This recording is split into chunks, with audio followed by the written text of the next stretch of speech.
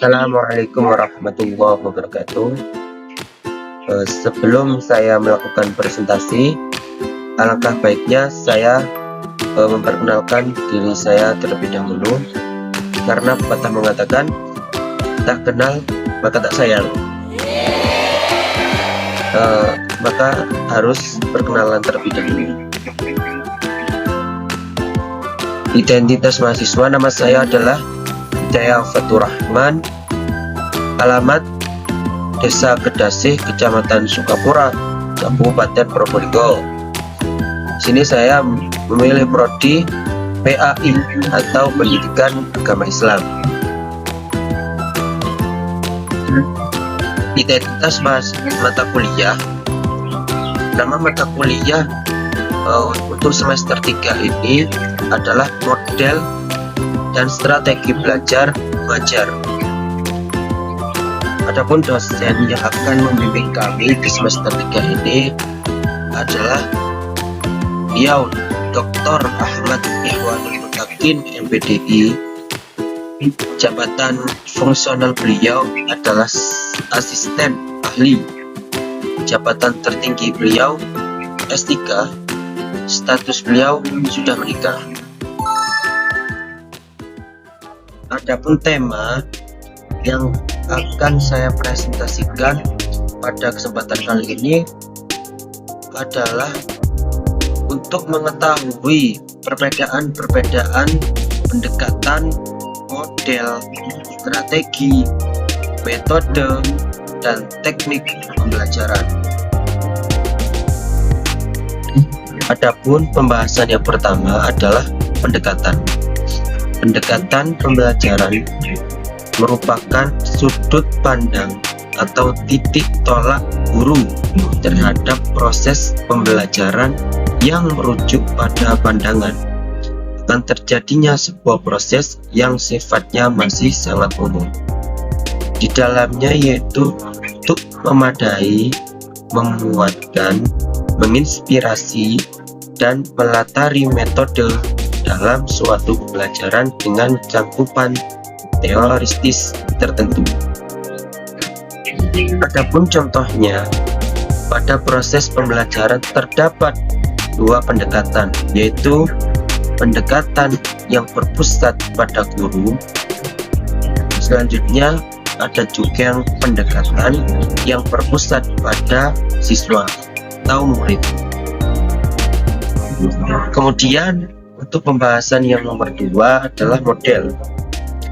Model pembelajaran adalah sebuah bentuk pembelajaran yang tergambarkan dari awal sampai akhir pembelajaran, yang dikemas secara khas oleh seseorang tenaga pendidik, yaitu dosen dan guru. Dengan kata lain, model pembelajaran merupakan bungkus atau bingkai dari penerapan suatu pendekatan, metode, dan teknik pembelajaran. Adapun contohnya yaitu discovery learning, yang nomor 2 problem based learning, yang nomor 3 adalah project based learning. Untuk pembahasan yang selanjutnya adalah strategi. Strategi pembelajaran merupakan suatu aktivitas pembelajaran yang mesti dikerjakan tenaga pendidik dan peserta didik, sehingga tujuan pembelajaran bisa dicapai secara lebih efisien dan efektif sesuai dengan tujuan pembelajaran yang ditetapkan. Strategi pada dasarnya masih bersifat konseptual tentang keputusan-keputusan yang akan diambil dalam suatu pelaksanaan pembelajaran, sehingga untuk merealisasikan digunakan metode pembelajaran tertentu. Contohnya, yang pertama adalah exposition discovery learning, yang nomor 2 adalah group individual learning. Apabila ditinjau dari cara penyajian dan cara pengelolaannya, strategi pembelajaran dapat dibedakan antara strategi pembelajaran induktif dan strategi pembelajaran deduktif. Kemudian untuk pembahasan yang selanjutnya adalah metode. Metode pembelajaran adalah cara yang digunakan tenaga pendidik, dosen, atau guru dalam mengadakan hubungan dengan peserta didik pada saat berlangsungnya proses belajar dan mengajar dalam mencapai tujuan pembelajaran. Contohnya, metode yang pertama adalah ceramah, yang nomor 2 demonstrasi, yang nomor 3 diskusi, yang nomor 4 simulasi, yang nomor 5 laboratorium, yang nomor 6 pengalaman lapangan, dan yang nomor 7 bisa dilakukan untuk metode debat dan lain-lain. Kemudian pembahasan yang terakhir adalah teknik pembelajaran. Teknik pembelajaran adalah langkah-langkah yang ditempuh dalam metode untuk mengelola kegiatan pembelajaran. Teknik pembelajaran juga dapat diartikan sebagai cara yang dilakukan seseorang dalam mengimplementasikan suatu metode secara spesifik. Contohnya, misalkan penggunaan metode ceramah pada kelas dengan jumlah peserta didik yang relatif banyak pasti sangat membutuhkan teknis tersendiri yang tentunya secara teknis akan berbeda dengan penggunaan metode ceramah pada kelas yang jumlah peserta didiknya terbatas atau hanya sedikit. Sementara taktik pembelajaran merupakan gaya seseorang dalam melaksanakan metode atau teknik pembelajaran tertentu yang sifatnya individual. Contoh yang nomor 2, misalkan terdapat 2 orang sama-sama menggunakan metode ceramah, tetapi mungkin akan sangat berbeda dalam taktik yang digunakan dalam penyajiannya.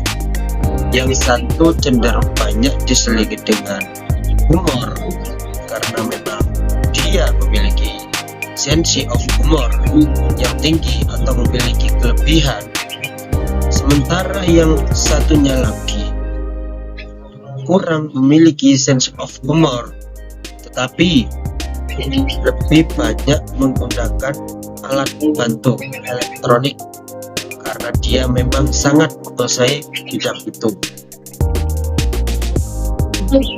Dari pembahasan-pembahasan yang telah saya presentasikan tadi, saya membuat kesimpulan model pendekatan, strategi, metode, teknik, dan taktik dalam pembelajaran merupakan suatu yang sangat penting dalam proses belajar mengajar. Keenam elemen tersebut itu saling berhubungan apabila antara pendekatan, strategi, metode, teknik, dan bahkan taktik pembelajaran sudah terangkai menjadi satu kesatuan yang utuh, maka terbentuklah apa yang disebut dengan model pembelajaran. Model pembelajaran pada dasarnya merupakan bentuk pembelajaran yang tergambar dari awal sampai akhir yang disajikan secara khas oleh para guru atau para dosen. Terima kasih. Mungkin hanya itu yang bisa saya presentasikan. Apabila ada tutur kata saya yang salah, saya mohon maaf yang sebesar-besarnya. Wassalamualaikum warahmatullahi wabarakatuh.